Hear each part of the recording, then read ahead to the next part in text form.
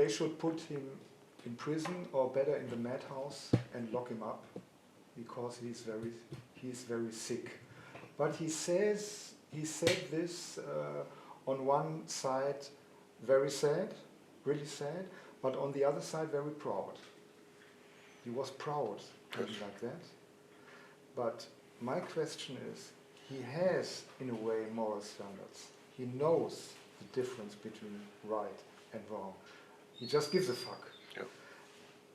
But the damage he does, or he did, to me, to others, to wherever, he met a very nice young girl, I knew her, and he trashes her to a whore. And he told me he's a musician, composer, but in reality he was a pimp. And I didn't see it. Well, I'm over it, but how do we get out of this? This person abuses people morally, psychologically, physically, and the legal system cannot grasp it. Yes, because this is a problem. For me, it's a problem. I think it's a problem. Many of these actions, strategies, environments, the narcissist creates immersive environments which are very reminiscent of the metaverse. Creates alternative realities, fantasy spaces. And so, how do you prove this? The problem is there is no way to meet the burden of the evidence, which is a sine qua non in criminal proceedings. You must produce evidence. It's not enough that you say something, you know. And it's very difficult to prove. One thing you mentioned, though, is very interesting. Narcissists, psychopaths are cathected. They're emotionally invested in their own disorder. Because their disorder makes, in the case of the narcissist, that his disorder makes him unique, makes him special. So a narcissist would tend even to exaggerate his madness or his sickness. Because the more you exaggerate the sickness, the more special you are, the more unique you are. And at the same time, you would be proud of this asset, the asset of madness, the asset of, you know. So they tend to exaggerate the disorder, and I'm not talking only about verbally exaggerating the disorder, but crazy making. They would tend to act as caricatures. They would tend to be like animated figures in a cartoon. They would exaggerate their behaviors in order to support the claim that their disorder is unique. Their craziness has never been seen before, unprecedented. So because the narcissists are not invested in being the best. It's not true, it's a myth. A narcissist doesn't want to be the best or the greatest, or that's complete nonsense. Narcissists want to be unique. If the narcissist can be unique as a failure, that's okay.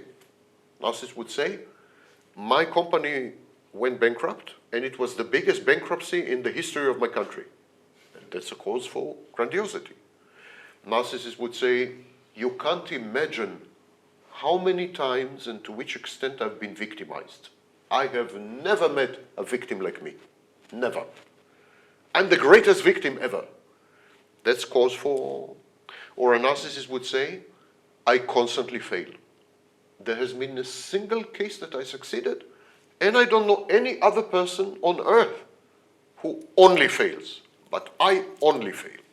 And that's cause for grandiosity. Or a narcissist would say, women hate me.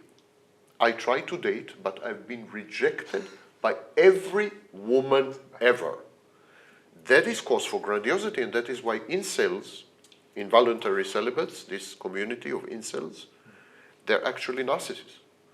The incels are narcissists. But ironically, if you go to the communities, they diminish themselves. The incel would say, I'm ugly, I'm stupid, women don't want me, I'm repulsive, I disgust women, and so on. But they're competing, who is more disgusting, who is more repulsive, who is more stupid, who is more ugly. They're competing. When you see this element of competition, this is the foundation of grandiosity. Look how special I am, look how unique I am. Similarly, in victim communities, communities of empaths, they compete. Your abuser is nothing compared to my abuser. The suffering, what I suffered, no one suffered. And they become aggressive and violent if someone challenges this and said, no, I'm sorry, but your suffering can never be compared to my suffering. What? They become violent and so on. So yes, there's a lot of cathexis, a lot of emotional investment in the disorder, which leads again to the issue of criminalizing the disorder.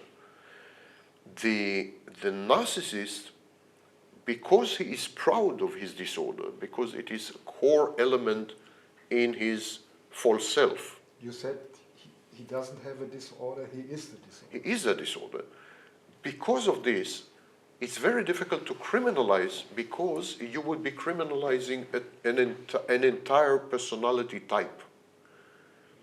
That is very difficult to, even when we pathologize an entire personality type, we feel very uncomfortable. So we say, for example, don't say a narcissist, say someone with narcissistic personality disorder. Don't say a borderline, say she has borderline personality disorder. But that's nonsense, of course. Someone with narcissistic personality disorder is a narcissist and nothing but a narcissist, period. There's nothing there except the narcissism or the borderline. And so how do you pathologize this? Do you go to court and pathologize a personality type? Even with psychopathy, we don't dare to do this. For example, there have been proposals, interesting proposals, to criminalize psychopathy preemptively, to diagnose people with psychopathy and put them in detention, in prison. They didn't do anything, they didn't commit any crimes, but preemptively to create a colony for psychopaths. You diagnose someone with psychopathy, boom, you're in a colony, out of society, away. There were proposals like this, but they were rejected because you cannot criminalize a personality type. Our legal system, starting in the 19th century, more or less, but even before, Hammurabi's code is the same, is based on action and the consequences of actions. It is not based on potentials and the consequences of potentials, but on actions. So even if you have someone who says, I'm going to kill women all the time, I'm going to cut them with a knife, I'm going to eviscerate them, I'm going to, goes into details of what he's going to do to women, and so on and so forth. You can't do anything to this kind of person. Nothing. Because the whole system is not built on potentials, intentions, motivations, attitudes, and so on. It's built on not even actions, but the consequences of the actions. Okay. How can we protect ourselves from narcissistic people? You said the famous phrase, no contact, for one example. Why is no contact so important? Because narcissism is contagious. Studies in Harvard, Mabadi and others, studies showed that 3-second exposure to a narcissist has an impact on you. 3 seconds. All studies show that 30 seconds of exposure, 30 seconds of exposure, already create extreme internal dissonance and a bad feeling known as the uncanny valley reaction. 30 seconds. The exposure doesn't even have to be face-to-face. Studies demonstrated that being exposed to emails by a narcissist or a video of a narcissist shorter than 30 seconds or a photo, single still of a narcissist already create extreme internal dissonance and a really, really bad feeling. And that is 30 seconds. Now imagine if you're exposed to a narcissist for 2 years or 20 years. The narcissism is contagious in the sense that it takes away who you are, your identity, and replaces it with another identity. And then gradually, in order to survive, you have to emulate and imitate a narcissist. You have to begin to behave the way a narcissist does. You have to fight back by becoming the narcissist. The only way, it's the only strategy. Or a psychopath even. So it's contagious in the sense that the only viable survival strategy in the fantastic space the narcissist constructs is to become a narcissist. Because the alternative to not becoming a narcissist, if you choose to not become a narcissist, the alternative is to disappear. The narcissist's is intent and hell-bent on eliminating you as a separate entity. The narcissist cannot perceive your separateness and externality. He needs you to not be separate and to not be external. So he will bear on you. He will use all manner of psychological strategies such as entrainment and Machiavellianism. He will use everything at his disposal to gradually erase you, as if he had some kind of eraser, gradually erase you and repaint you inside his mind as a totally different, idealized or devalued version of you. And some people succumb, some people accept this. They get deanimated, zombified. They freeze, in a way. And then they disappear. In psychologically active sense, they disappear. They don't have agency. And other people fight back. But then, to their horror, they discover that fighting back means that they became narcissists and psychopaths. This is why narcissists are frequently compared to vampires, and because of that, this effect.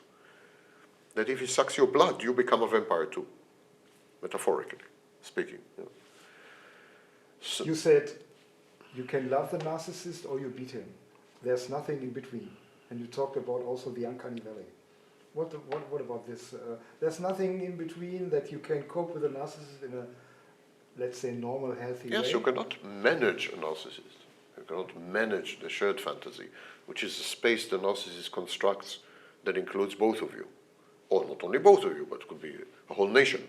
The narcissist constructs a fantasy and incorporates in the fantasy the internal objects, the representations of people out there.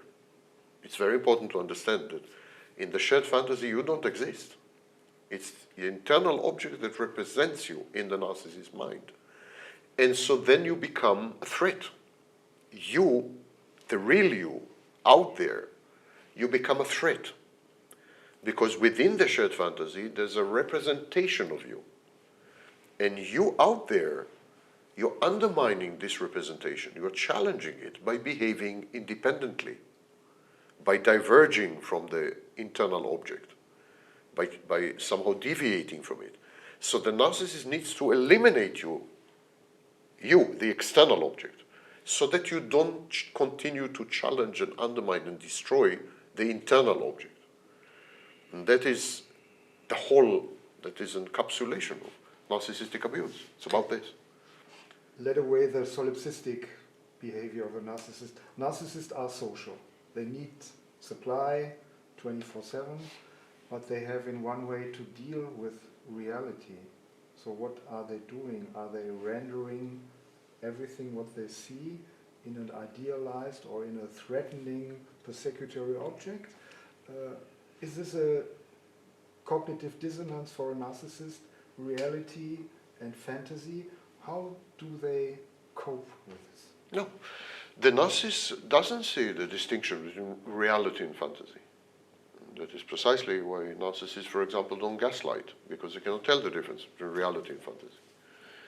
As far as the narcissist is concerned, the only reality is his fantasy. This creates problems because external, separate objects, people, and not only people, ideas, beliefs, values, collectives, institutions, everything, everyone and everything outside the narcissist's fantastic space is not controlled by the narcissist. So these external separate objects often challenge the fantasy space. They push back. They undermine the fantasy. So the only viable strategy for the narcissist is to eliminate them. Either directly by controlling them and then molding them, reshaping them until they disappear, or indirectly by reframing them, denying them, pretending that they don't exist, and so on. So one way or another, the narcissist is busy all his life eliminating external separate objects. All his life. That's the main preoccupation of a narcissist. He's busy 99% of the time deleting other people so that the internal space populated by thousands of internal objects is not constantly impinged on or penetrated or invaded by external objects. The external reality is perceived as a constant threat. So narcissism is a constant defense. It's a very defensive posture. It's compensatory because the war, it's a battle on two fronts.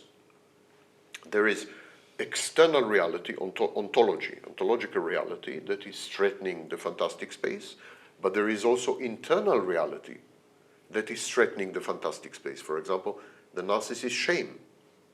So narcissists are busy all the time compensating for the internal reality, for example, via grandiosity.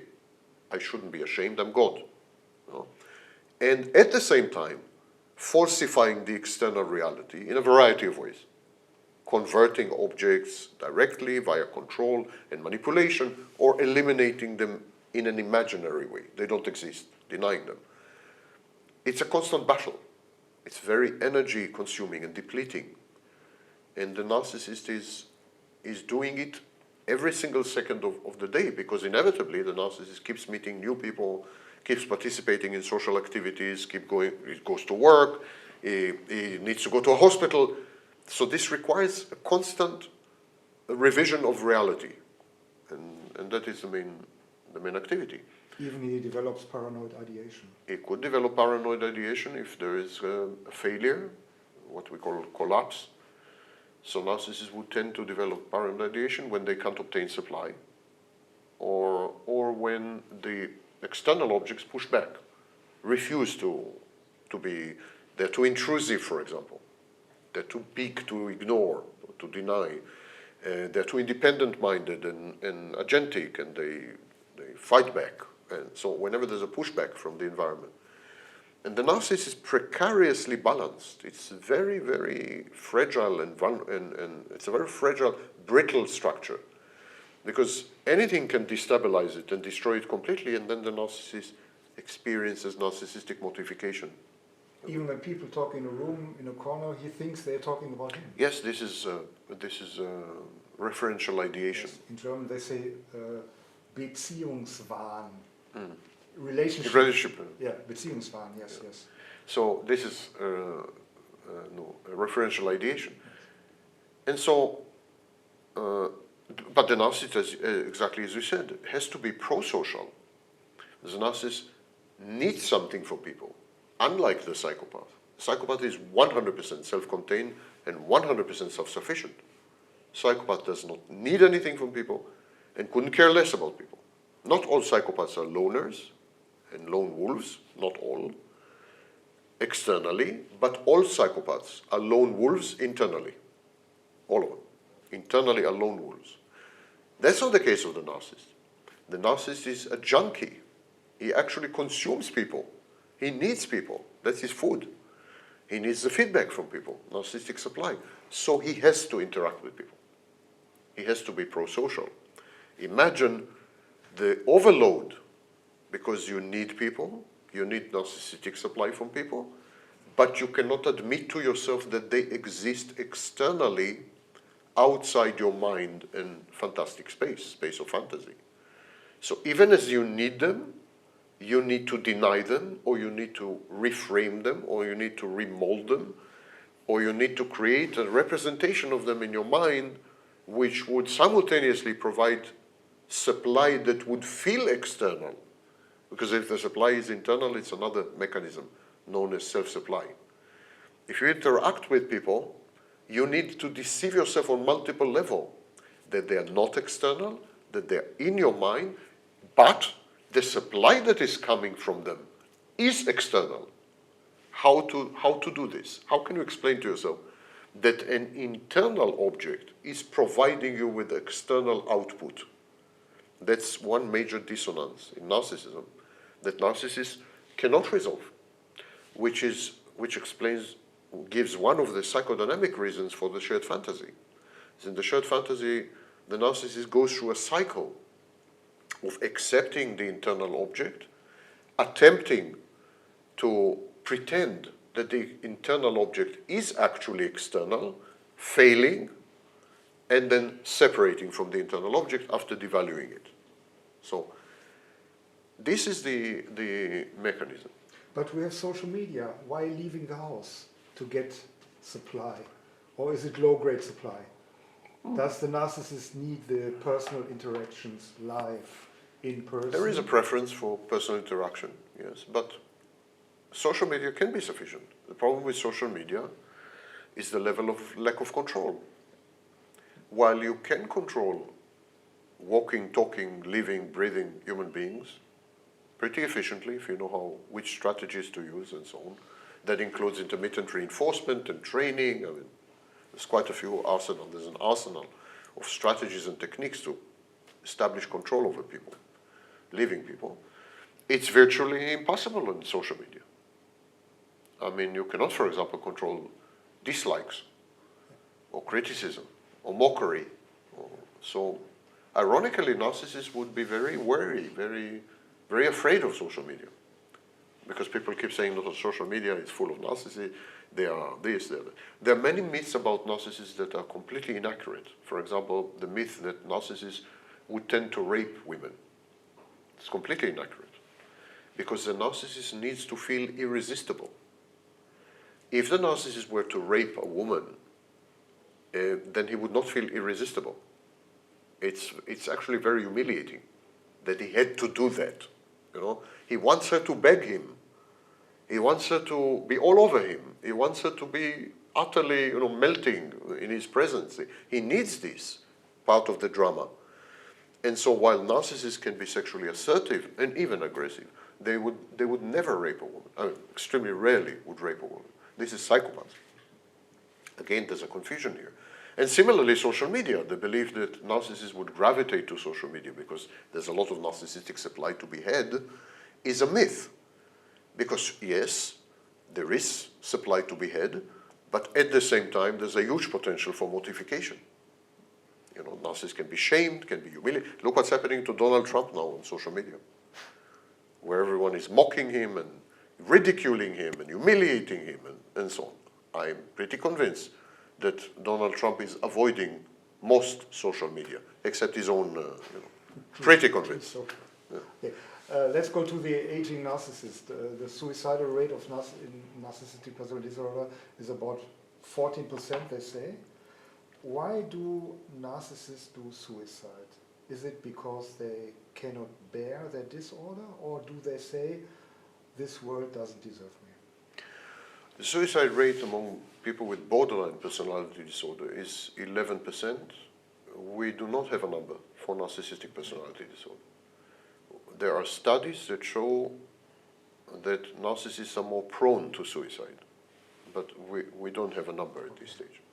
Another problem with these studies is that the comorbidity between borderline personality disorder and narcissistic personality disorder is impressive, is relatively high. There's a debate if it's like 20% or 40%, but it's definitely double digit. And so many of the people who end up committing suicide because they're borderlines, not because they're narcissists, even though they're comorbid. And so we don't know. A narcissist who experiences narcissistic motification, which is unexpected, abrupt, extreme humiliation, especially in public, and in front of meaningful others, peers, role models, and so on. This kind of narcissist would instantly degrade into a borderline state. Otto Kernberg suggested that pathological narcissism is a defense against borderline personality organization. Underlying every narcissist, there is a sea of borderline potential. And that when you remove the narcissistic defenses, what's left behind is a borderline. I believe that he is right. So in narcissistic mortification, there's a process called decompensation. The defenses of the narcissist are shut off and crumble. The narcissist remains defenseless. At that point, the narcissist becomes a borderline. And then the narcissist develops emotional dysregulation and suicidal ideation. This is when the narcissist is vulnerable to suicide. Other types of narcissists may commit suicide to self-aggrandize, and they may commit suicide to punish people as a form of control beyond the grave. All told, I've known numbers, it's speculation, anecdotal maybe, but all told, I would be surprised if suicide is more common among narcissists than in the general population. I think actually narcissists would be less likely to commit suicide than other people, whereas borderlines are known for not only suicide, actual suicide, but suicidal ideation, suicidal attempts, and so on. This issue with comorbidity is a major problem, major stumbling block, because it does not allow us to see the pure condition. It's totally contaminated all the time, adulterated, and so we are very lost because of the DSM system. If we know that narcissism is not healable, why you make cold therapy? What is your goal? What is your purpose? Cold therapy doesn't cure narcissism. Nothing does. Yeah. Cold therapy tackles the false self, which is a construct.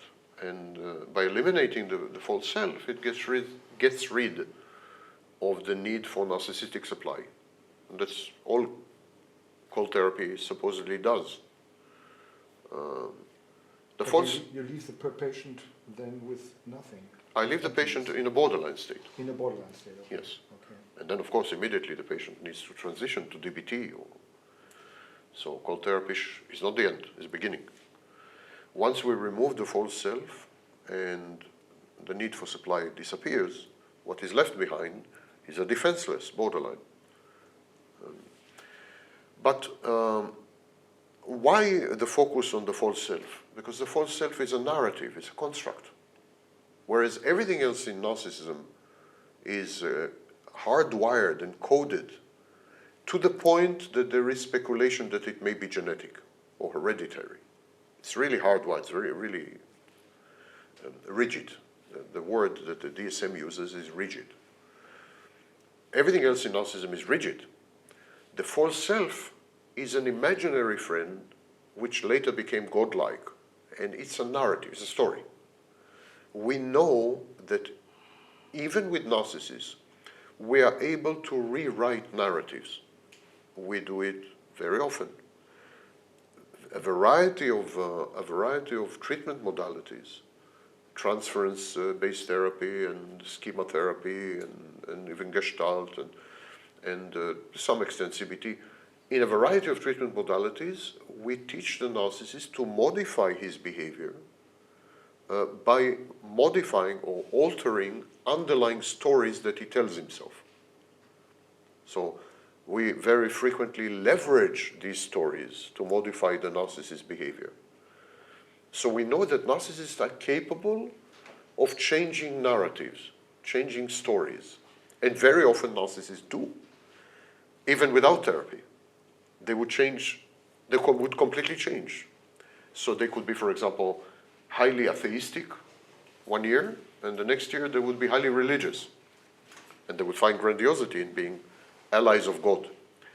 So, and we call this identity diffusion or identity disturbance. It's also common in borderline.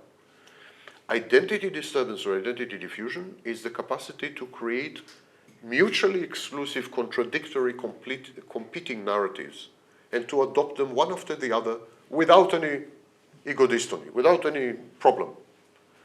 So borderline, for example, would tell you one day, infidelity is a horrible thing, you should never cheat on your partner, and it should be punished, and the next day she would cheat. And then you would ask her, why did you cheat? Yesterday you said it's a horrible thing, and so on and so forth. And she would come up with a story why she cheated and so on, and she would even justify it. She said, in some situations you should cheat. Some situations it's good to cheat. Some situations, cheating is justified. Contradicting herself, 100%. Same with the narcissist. A narcissist would transition seamlessly between narratives. This is a good thing because it could be a tool in therapy. If you convince a narcissist to rewrite the narrative in ways which are more functional and healthy, you would induce change in behavior. To make it more bearable for the environment. Yes, to make but it it's less a delusion itself. less abrasive, less antisocial, and But so on. it is even then it is a delusion. Narcissism is a delusional disorder. You need to work within the disorder. You cannot attack it from the outside. Similarly, in cold therapy, there's a rewriting of the narrative.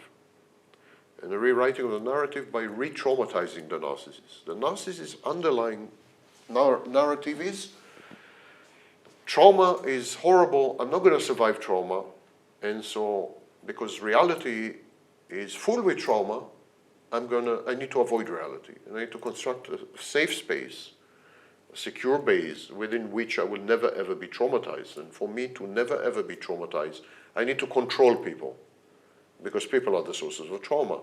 And I need to control them to the maximum. And the best way to control them to the maximum is to eliminate them. So then I will never be traumatized again. It's a post-traumatic condition. And so in cold therapy, this is rewritten. We expose the narcissist to trauma. The narcissist survives the trauma. Nothing happens. We do not give the narcissist any support outside the trauma. So the environment in cold therapy is hostile and antagonistic and conflictive. The therapist is not a narcissist's friend. The therapist inflicts the trauma on the narcissist. In other words, in the cold therapy ambience, the narcissist cannot go anywhere.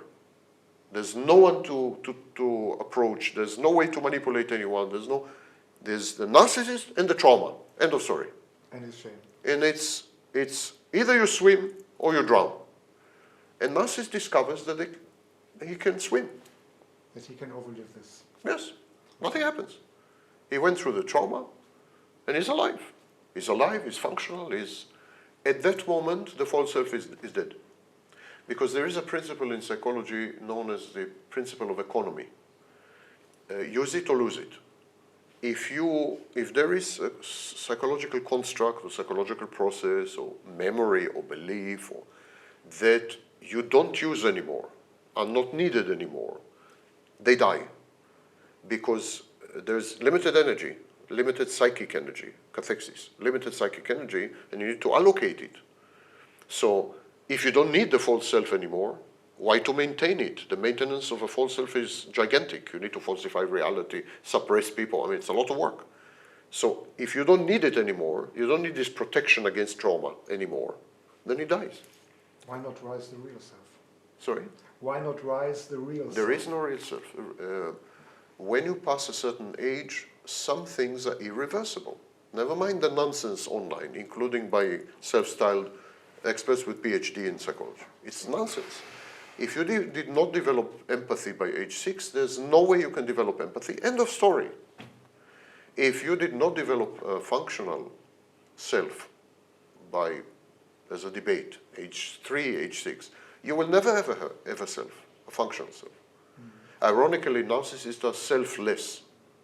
They don't have an ego, as Freud called it. They don't have this core structure that maintains a sense of continuity. They don't have this. They're disjointed, they're discontinuous, they're dissociative. You can't come at age 40 and develop a self for the narcissist. It's complete, utter, unmitigated nonsense. And yes, there are self-interested, self-enriching therapists and psychologists online that say that this is possible. They are charlatans. This is con artistry.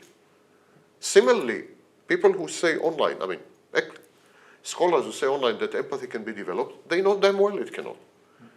So the best we can do for the narcissist is to rewrite some of the dysfunctional narratives, like, I will not survive a trauma. So in this sense, cold therapy is an extension of cognitive behavior therapy. In cognitive behavior therapy, we identify automatic negative thoughts. Ants. So we identify, for example, a patient comes and we identify the automatic negative thought, I am ugly, no one would ever want me. It's automatic negative thought. Or, I will always fail. Never mind how hard I try, I will always fail. These are automatic negative thoughts. You could conceive of pathological narcissism as a repository of thousands of automatic negative thoughts. Some of these automatic negative thoughts are pseudo-identity. They constitute a pseudo-identity, so you cannot touch them. They're untouchable, automatic negative thoughts. While other automatic negative thoughts are open to intervention, definitely. And you can intervene there. Exactly like in today, when you go to therapy, as a narcissist, you go to therapy. They rewrite your relationship with other people. They create a new narrative. So, for example, a narcissist would be abusive to his wife. And so they would rewrite the narrative. They would tell the narcissist, she needs you. She cannot live without you. She needs your help. You should save her. You should rescue her. So they convert the narcissist into rescuer, savior, and then he becomes less abusive or loses the abuse. Or they would challenge the narcissist's grandiosity. They would say, this is something that no one else has succeeded to do. And honestly, I don't think you can do it either. That minute, the narcissist, to sustain his grandiosity, would be committed to healing, to change in behavior. So like I would say to the narcissist, you are constantly confabulating, and I don't believe there's anything you can do about it, because it always fails. No one succeeded. To my best of my knowledge, no one ever succeeded to not confabulate. That immediately the narcissist's grandiosity is challenged. This is narcissistic injury. To prove to you that you're wrong, because narcissists always have to be right. To prove to you that you're wrong, they will reduce the intensity and frequency of confabulation. So yes, we can rewrite narcissistic narratives. They're children. You need to do it in a... So cold therapy also includes big parts of child psychology. You have to talk to a child. Yes. One of the huge mistakes in psychology, in psychotherapy, is that they treat the narcissist as an adult. You make deals with them, they don't hold. They treat the narcissist as an adult. They make a deal with the narcissist, therapeutic alliance, treatment alliance. They set therapy goals with the narcissist. They negotiate with the narcissist. It's wrong. It's not an adult. It's a 2-year-old. So you need to use tools from child psychology. Ironically, child psychology is possibly the most successful branch of psychology. Possibly. We really have great outcomes with children. Even children who've been horribly abused, traumatized, raped, horrible things happen to them. We succeed. With children, we succeed because children are very malleable. Neuroplasticity is very high, brain is still developing, and so on. So if we combine tools from CBT and tools from re-traumatization, which is not my invention, re-traumatization is Foa and Kozak. Tools from CBT tools. If you combine tools from about 20 treatment modalities, you get cold therapy. And you need to be realistic. In your treatment goals, you need to be realistic. You cannot be grandiose. And many therapists are grandiose. So I'm going to cure the narcissist. I'm going to heal the narcissist. These are grandiose claims, totally counterfactual. Your scientific work is unique in the case of narcissistic personality disorder. Can you tell us something about your research, about your data, or what you collected? I've been in this field for 30 years, 30. I do research in the sense that I read everything that's immediately read everything that's published and so on. But I also worked with people who have been diagnosed with narcissistic personality disorder and with their family members and so on. By now, I have collected information on well over 2,200 individuals who have been diagnosed only with narcissistic personality disorder. So when people approach me and they're comorbid, they have other mental health issues, I reject them. So these are people who have been diagnosed with NPD. They need to produce a letter from the therapist, diagnostician, that says, yeah, it's been diagnosed with NPD. And they need to specify, by the way, which instrument they use, because some instruments for diagnosis are, don't get me started, are not good. and so on. So it's a highly selective group. And I think the biggest database in the world on narcissists, and also the only database which includes only people with pure diagnosis of narcissistic personality disorder. Each and every one of them receives a questionnaire, which I can send to you, by the way, if you want to have a look. Each one send a questionnaire with 700 questions. The questionnaire is an extension of MMPI, minor variation of MMPI 2, and some elements from 3. They answer this questionnaire and it stays in the file. Every year I approach all these people. Not all of them, but some of them are ready to answer follow-up questions, which essentially are also MMPI. And so I have, it's longitudinal. I have across time, how they develop, evolve, going down, dynamics, all kinds of things. It's a treasure. There's nothing that comes close to it. I just told you about studies with 3 people and 8 people and so on. Nothing comes remotely close to it. I've been approached by many universities asking me to give them access to it. But now we've created a foundation. I would like to make this an asset of the foundation that will be made freely available to all universities. In other words, I don't want a single university to maintain monopoly or maintain access. I don't want to give it to one university. But I want to somehow perhaps put it online. We need to anonymize. It's a lot of work, but to somehow put it online so that all universities in the world, like a database, would have access. Nothing comes remotely close to this. Tell us something more about your foundation. Something more. What's the goal? Who can go there? Who can participate? Are they students, scholars, or what do you do there? Do you make seminars or congresses? What's your goal? Lydia Angelovska, my wife, and I, we established a foundation so that people will be able to continue the work that I started in psychology, economics, and physics. I mean, we are talking only about psychology, but I'm very active in physics and used to be very active in economics. So, and I've done work in all 3 fields. And I would like people to get acquainted with this work and continue it. Not necessarily agree with me or disagree with me, but just continue the work, kind of legacy.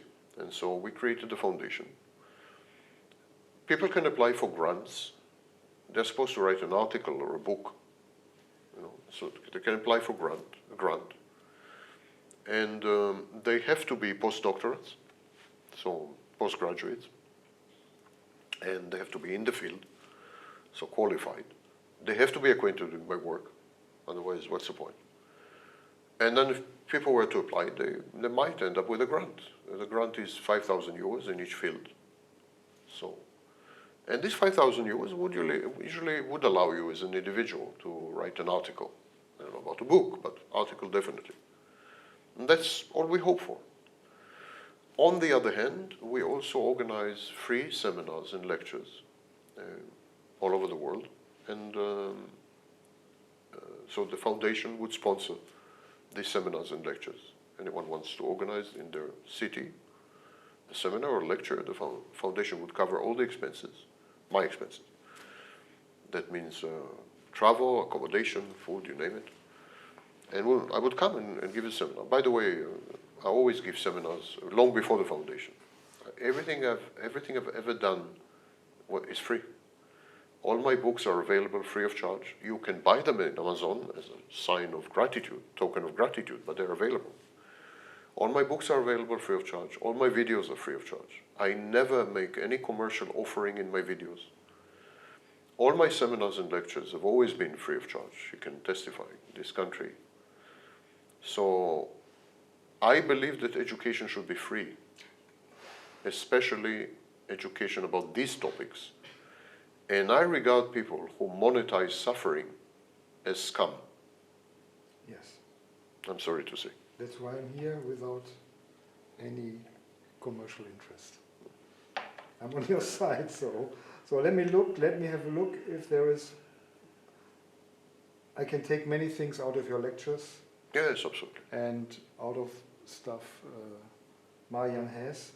So I think we have the most important questions answered. Yeah, you have. 1,900 lectures, videos, Yes. huge amounts of material there. I think we are done now. Yeah. What we just need, just for the outside shots, Okay. 5 minutes. Just 5 minutes. As long as you need, no problem. Just five, because this was a very nice idea of you.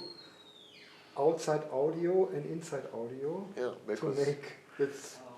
There is a discussion not only in Germany that narcissism is not a trait or a disorder that is learned in very early childhood. It's genetically or even a brain defect. What do you think about it?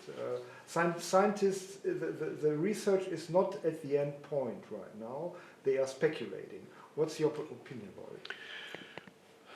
as usual, there is a huge confusion between all kinds of things in psychology.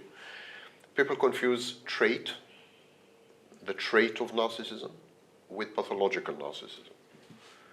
Traits are hereditary, genetic. We have many types of traits, and one of them is narcissism. The famous test, Narcissistic Personality Inventory, NPI, does not measure pathological narcissism and cannot be used to diagnose narcissistic personality disorder. If you hear someone saying this, immediately you know they're not experts. Narcissistic Personality Inventory is actually focused around the trait of narcissism. Everyone has a trait of narcissism, as we're all human, and traits are hereditary and genetic. I think part of the confusion in the debate is that people are conflating trait with pathology. So this is point number one. Point number two, narcissistic personality disorder under the DSM taxonomy, nosology, narcissistic personality disorder is a member of a family.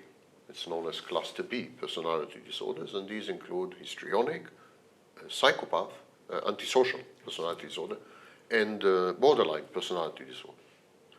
In two of these disorders, borderline personality disorder and definitely and most importantly antisocial personality disorder, the brain is very different, especially the brains of psychopaths.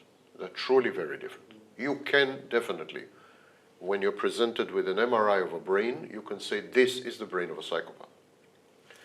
Similarly, at least in the case of borderline personality disorder, and increasingly so in antisocial personality disorder, we have pretty conclusive and convincing proof of a hereditary component, genes. For example, if you have a first degree or second degree, even second degree, like aunt, relative with borderline personality disorder, your chances to develop borderline personality disorder are 5 times higher. So there's good grounds to assume some hereditary genetic component. Because of that, it makes sense to believe that narcissistic personality disorder is also has some hereditary genetic component, because it's a member of this family.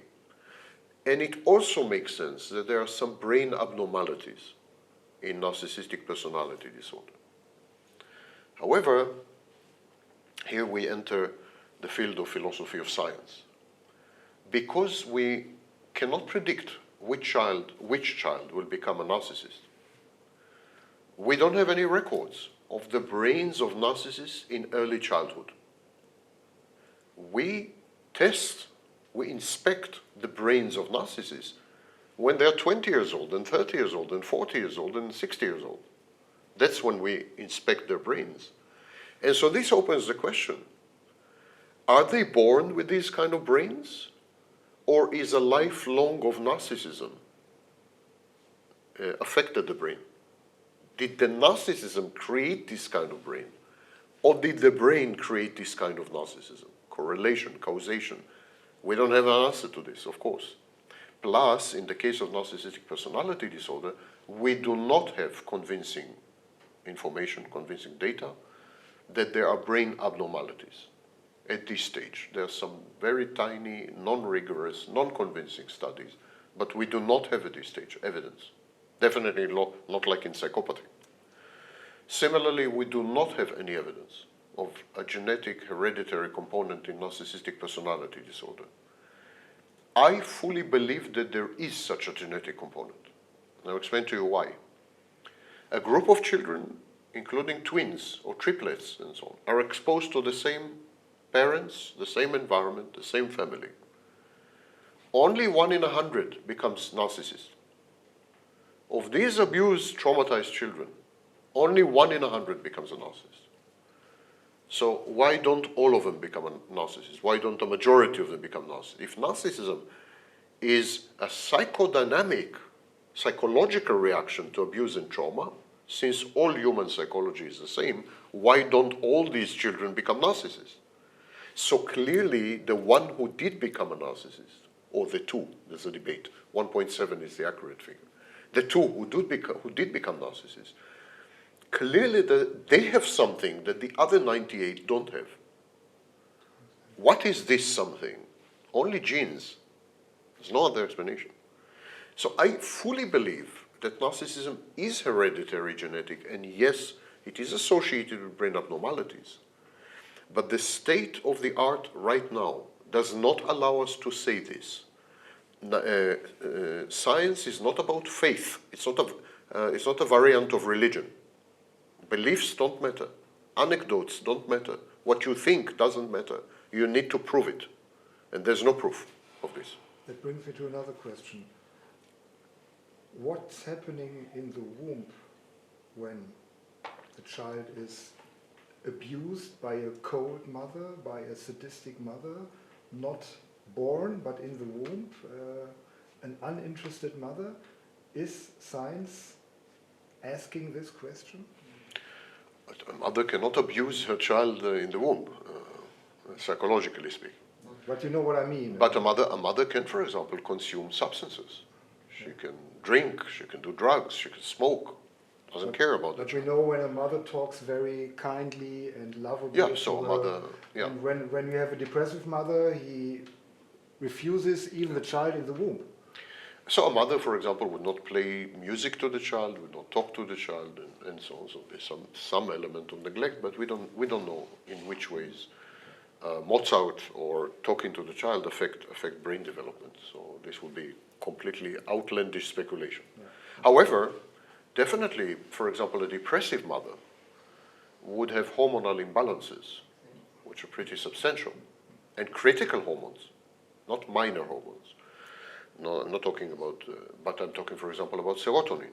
So definitely dopamine. These are critical neuromodulators, neurotransmitters.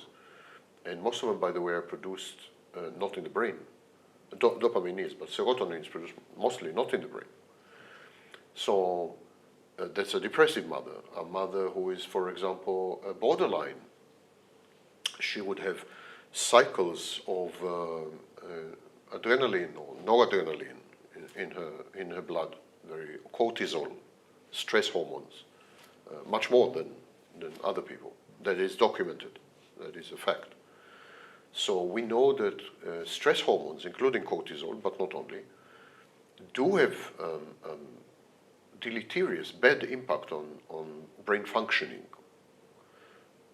We don't yet know how these things affect brain development, but there is no question that because the placenta and the womb are permeable to hormones, permeable to blood, there is no question that the child could be exposed to hormonal imbalances.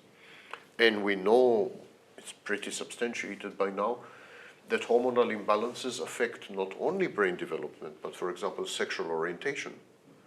So we know we have linked pretty decisively hormonal imbalances in the womb with homosexuality, for example. So you can't pretend that the womb and the placenta are a world their own, they're the mother. It's not true, it's a single system. It's a single system. The mother shapes the child in a variety of ways, mechanical, hormonal, and the substances she consumes, the medicine she's taking, she's shaping the child all the time. The most critical organ and the most responsive organ at this stage is the brain. Even starting with the sixth week in the womb, the brain is the most affected by all these things. that is another reason to assume that there is a neurobiological background to many of these disorders, and that ultimately, maybe in 50 years, maybe in 100 years, we're going to look at all these, what we used to call mental illnesses, psychological illnesses, as medical issues. It's already starting. Schizophrenia used to be considered a mental, psychological problem. Today it's not. We know that schizophrenia is a brain issue, problem. Bipolar disorder is completely medicalized. Today we don't consider bipolar disorder to be a psychological disorder. It's a medical disorder. Psychosis, all psychotic disorders. Autism spectrum disorder.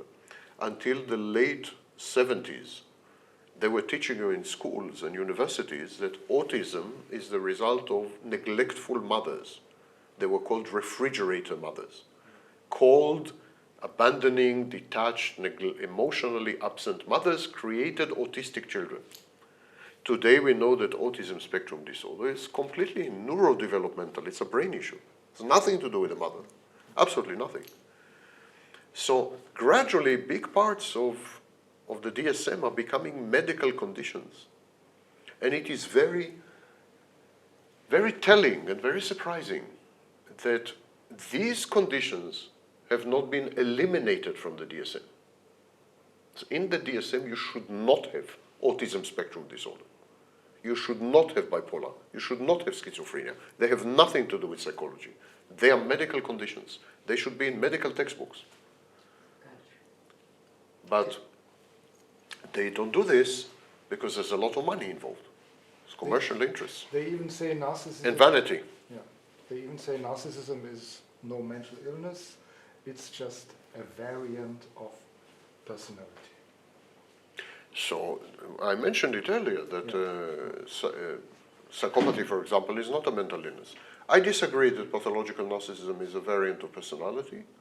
I agree that narcissistic style is a variant of personality, but narcissistic personality disorder is a massive damage to the formation of the self and the functions of the self in early childhood. When you interfere with the formation of the self. Can you say that again without the glass? I disagree. We are finishing. No, I'm just standing.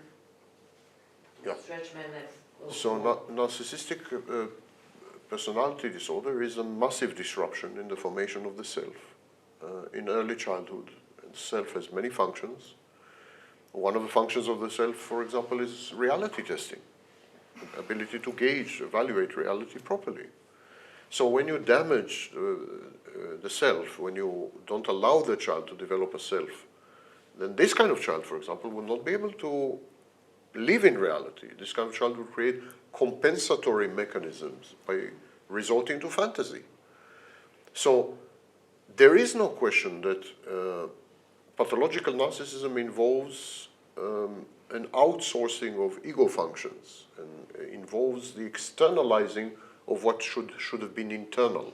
This is common in borderline as well. The borderline outsources her regulatory functions. To pretend that the narcissist is merely an obnoxious a-hole, that is untrue. It is completely untrue. There are severe pathologies involved that have nothing to do with how they manifest. You even have a subtype of narcissist known as prosocial or communal narcissists, who are altruistic and charitable and moral and upstanding citizens and pillars of the community and so on. You have covert narcissists who are modest and nice and kind. And so narcissism doesn't always have to manifest in Donald Trump type. Yeah? It's not always the Donald Trump type. Yeah. It's sometimes the Mother Teresa type. So it's a mistake to say that it's a personality type or personality, because there is a huge variance in personality types among narcissists. Comparing Donald Trump and Mother Teresa gives you the picture. They're both, I believe, narcissists, and you see a huge variance in personality type. Yeah? So you cannot reduce narcissism to a single personality type. Whereas in psychopathy, this is easier to do. Psychopaths essentially have the same personality type.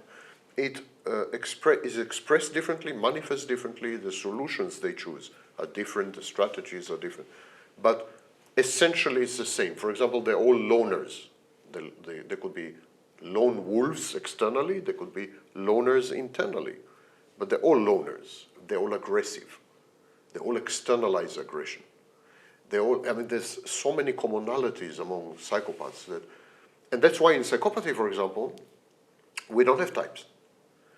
Whereas in narcissism, we have covert, overt, somatic, cerebral, this, that, a million subtypes. In psychopathy, you don't have this. You don't have, there's psychopath, that's all. Because it is a personality type. So I disagree with this completely. There is a general tendency nowadays to depathologize and aggrandize. So for example, autistic people say there's no such thing as autism. It's a form of neurodivergence, and it makes us superior. Not inferior, we are superior to neurotypicals. So what mentally ill people are doing today, or ill people, not mentally, autism is a medical condition. What they're doing today, they depathologize themselves, and then they say it's actually not a handicap, it's not a disability, it's an advantage. This is precisely what narcissists do. Narcissists say narcissistic personality disorder is the next stage in evolution. It makes us superior. Okay. And so borderlines today would say, there's no such thing as borderline. It's a trauma reaction. It's CPTSD. And it makes us much more, not much less. We're much more sensitive. We're much more empathic. We're much more. So everyone and his dog nowadays, they are superior in some way. It's a completely narcissistic reaction. And autistic people are doing this, borderlines are doing this, narcissists are doing this, psychopaths are doing this, and many other people are doing this. And that's why you have people like Elon Musk proudly proclaiming that they are autistic people. He's an autist. Although he's never been diagnosed by anyone. And he's actually, in my view, a malignant narcissist. But it's now a badge of pride to be autistic. Autism is clearly a neurodevelopmental disorder with massive damage to some areas of the brain. End of story. Everyone becomes special when their brains are damaged. So yeah, they are special. I cannot deny this. And some of this specialness is, not always bad. Not all this specialness is bad. For example, among people with autism, there are what used to be known as idiot savants, but today we call them savants. These are people who are geniuses in mathematics or have eidetic memory. They can memorize huge amounts of information. So this idiosyncrasy in the brain, this damage to the brain, doesn't always have negative consequences, but it always also has negative consequences. So, and we see this narcissistic reaction. Yes, I'm autistic, but it makes me superior, like Elon Musk. Or yes, I'm a narcissist, but I'm the next stage in evolution. Or yes, I'm borderline, but I'm empathic and compassionate like no one else, and I know to love like no one else. Or my sex is the greatest. Or yes, I'm and so on and so forth. But you said creators of artificial intelligence should go to narcissists to learn from them how to make AI better. The thing is that in all our civilization, starting pretty long time ago, when we established cities, we started to establish cities. Our civilization is based on the avoidance of reality. So cities were the first virtual reality.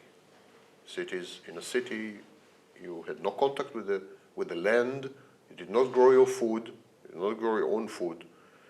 A city is a totally artificial environment, it's a virtual reality. So city was the first attempt by human beings to escape reality completely. And ever since then, we've been spending all our time as a species avoiding reality, denying it, ignoring it, suppressing it, and so on.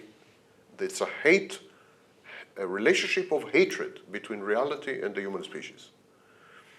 If you look at movies, it's a way to avoid reality. If you look at books, it's a way to avoid reality and avoid death as well.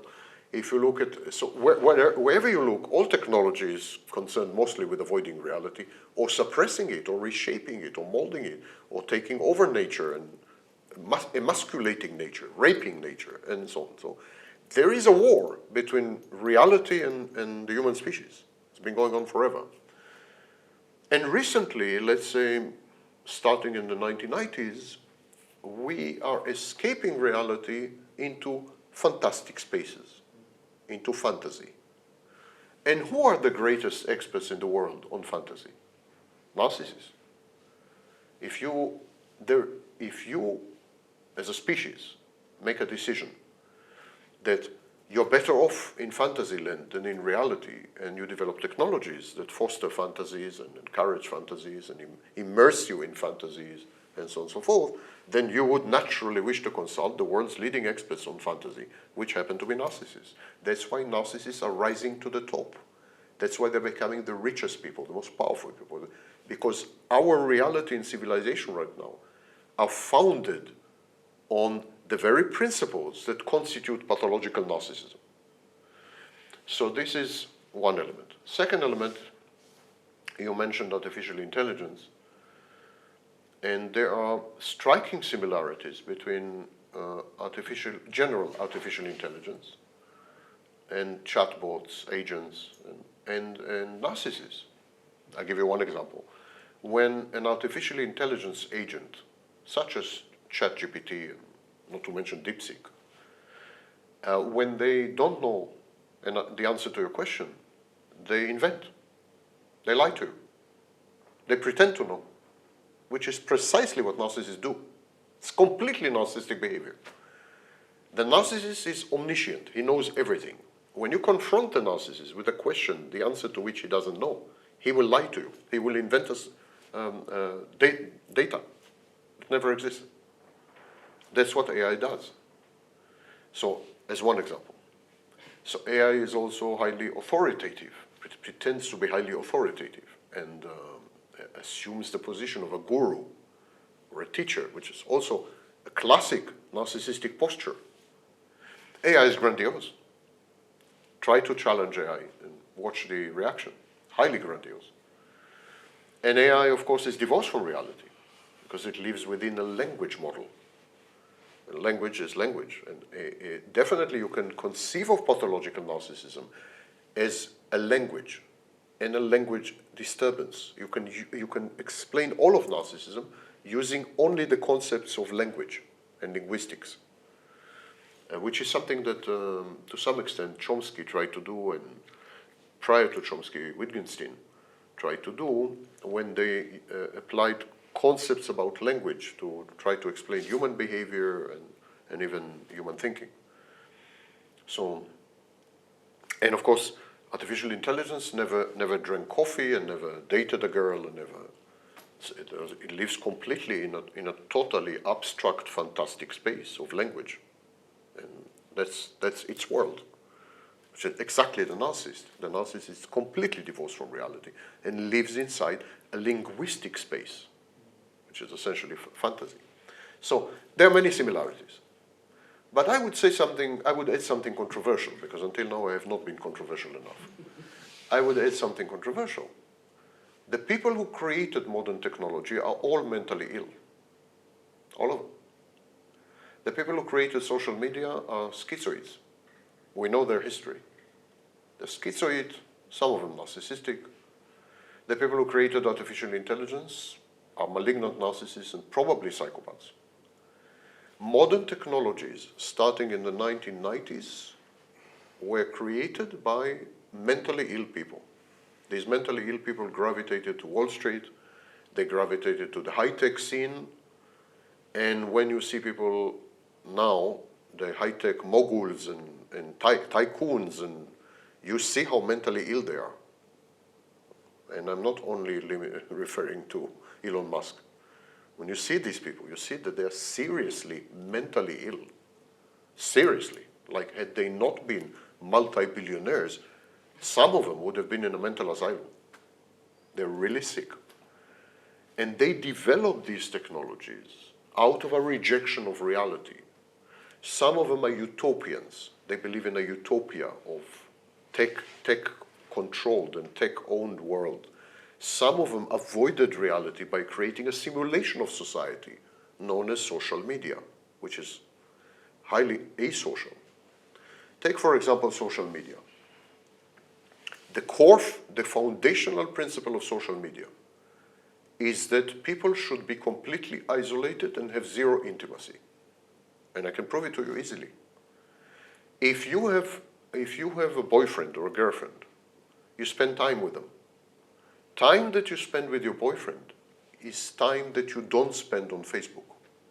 So they're losing money. Your intimacy is the greatest competitor of Facebook and Instagram and YouTube and so on. So they need to destroy your intimacy. They need to isolate you, atomize you, and convert you into an eyeball. And they need to enhance in you solipsistic or solitude-related activities, such as consumption on Temu, surfing Temu, all alone, and buying things. They need to encourage these behaviors in you. And then they can say, we connect you with each other. Yes, and any minute you spend in contact with real people, your children, your wife, your boyfriend, your girlfriend, your friends, other people in political parties, your community, any minute you spend with real people is $1 less in the profits of these companies, and they have every incentive to program you. And when they designed the platforms, they hired the services of psychologists. It's a fact. So they created the platforms to atomize you, and then to take advantage of your increasing loneliness, which they have created, and to discourage you to look for solutions elsewhere. Now, this to me sounds like seriously psychopathic. And we know the history of Mark Zuckerberg and others. They were schizoids. These were schizoid people. They were totally isolated in their garage, in their basement, in their, Stephen Jobs, Wozniak. These people were the nerds and the nobodies and the rejects and the outcasts of society. Then they created these technologies, and these technologies took over, and that raises a very interesting question. If the people who created these technologies were mentally ill, how come these technologies are so successful? And I think the answer is that they afford us the ability to completely ignore reality, an immersive environment that creates the illusion of a reality so perfectly that you don't need reality and other people anymore completely. And so this raises another issue. Is it true that we are social animals? Aristotle said that we are zoon politikon, social animals. Is it true? It seems that we have been making this mistake for 200-300 years in sociology, in psychology, and so on, when we thought that human beings are social animals. I think people collaborated with each other and so on because they had no choice. There was no other alternative. If you didn't collaborate with other people, you died.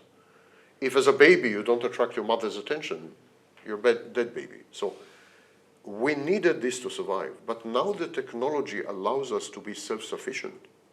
Now that we don't need other people at all, we are discovering our true nature. And our true nature is that we are not social animals. We hate other people. Other people are a burden. Other people require investments. Other people are difficult to cope with.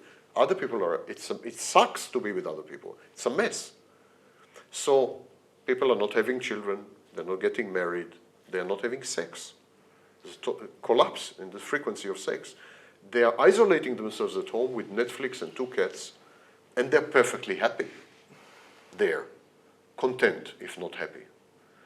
And the epidemic of loneliness is largely self-inflicted, in my view. That is because at heart, we are loners. So we get more and more solipsistic. We started this way. We were forced to be together. We didn't want to be together. We were forced to be together initially because we needed to hunt together.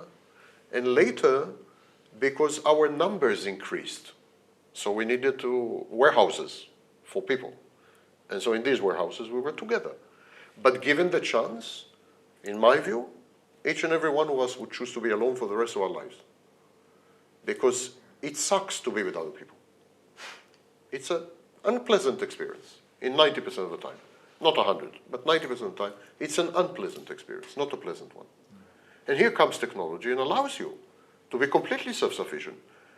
It relieves you of the burden of having to deal with other people. And billions of people are choosing this. They're choosing this option. Relieve me of other people. Let me go. They perceive freedom and liberty as solipsism and atomization. So they are liberated via their loneliness. And loneliness is thus becoming an ideology.